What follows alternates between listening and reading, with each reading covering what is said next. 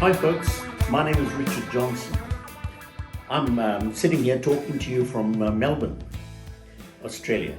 And I would really like you to give me maybe a minute and a half of your time. I've got a really important message to share with you. We have a group called the Indian in Me who are looking into stories of the Anglo-Indian. We are interested in that hyphen that connects the Anglo and the Indian. So our group is about the connections that we as a community have made. The connection between the Anglo and the Indian. We are particularly interested in the connection with the Indian. I'd like you to be aware of our website, the Indian in Me website. It's got some really interesting information, videos on it that I'm sure you'll find interesting.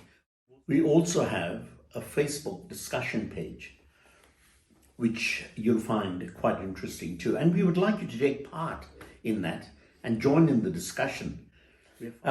We are moving into several areas, and that's what I'd like to share with you here. So for example, our Indian in Me group are coming to India. We will start in Calcutta with a conference, and we will be interviewing and meeting as many Anglo-Indians as we can.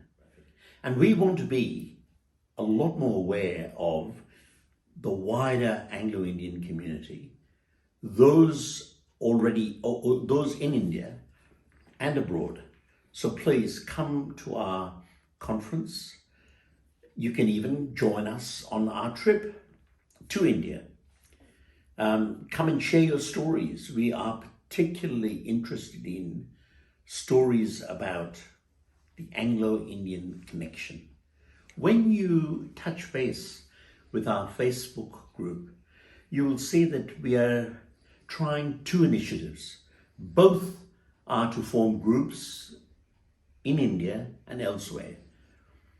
The first group we'd like to form is the group that would take part in the research and the story collection process that we are following, and start now so that we will have some preliminary work before we get to India in mid-November. The other group is a group based in India, different parts of India, who will be doing paid for service work with people who want to find out links with their family. So for example, if you're like myself in Melbourne and you want someone to do some work for you in finding family links in India, in Calcutta for example, we will put you in touch with members of the group who will be trained to do that help that you require, and that will be a paid for service job. So there'll be training, and the training will run for 6 weeks. You'll get a certificate, and that's free.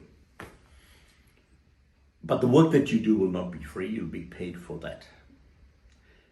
So what we're trying to do is spread our interest and have more people joining in to find out these richer links between the Anglo and the Indian. Dare I say, when we are in India, we're going to Chennai, Calcutta and Pondicherry in particular. The French connection that we're also interested in. The French connection, you might say, what about the Portuguese? Exactly. There are these other connections that we wish to explore. I'd like to invite you to join us in this special endeavor to explore our Anglo-Indian links.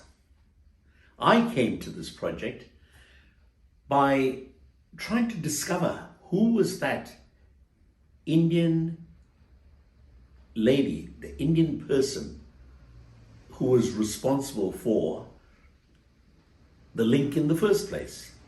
And as you would imagine, when I went back to my grandparents, they're Anglo-Indians, their parents were Anglo-Indians, and their parents were also Anglo-Indians.